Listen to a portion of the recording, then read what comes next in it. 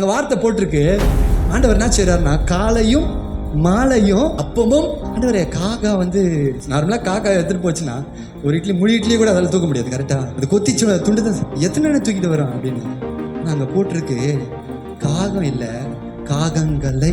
Daily ஒரு group ravens group காக்கா. கொஞ்சம் யோசிச்சு பாருங்க, காக்காவுடைய நேச்சர் நாங்கள் அப்படியே கையில் வச்சுருக்கும் போது பறிச்சுக்கிட்டு போகிற நேச்சர், அதையே மாற்றி பறிச்சுட்டு போகிற காக்காவை வச்சு ஃபஸ்ட்டு டைம் வரும்போது யோசிச்சிருப்பான். ஒரு குரூப்பாக எல்லாம் மொத்தமாக பறந்து வந்திருக்கும். என்னடா அது தான் நான் யோசிச்சு பார்த்தேன். ஆளுக்கு ஒரு இட்லி எடுத்து வந்து வச்சுருக்குமோ. சரி, காலையும் மாலையும் அப்பமும் இறைச்சியும். அப்போ யார் வீட்டிலம்மா காலையிலையும் மாலையும் அப்பமும் இறைச்சியும் எடுத்திருக்கோம்? நிச்சயமாக ராஜா வீட்டில் தான் ராஜ போஜனம். அப்போ எங்கேருந்தே அவர் போஷிக்கிறாரு.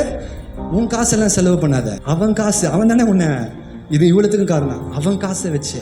அல்லேலூயா. அப்போ பாருங்க கேரித்தினுடைய அனுபவம்.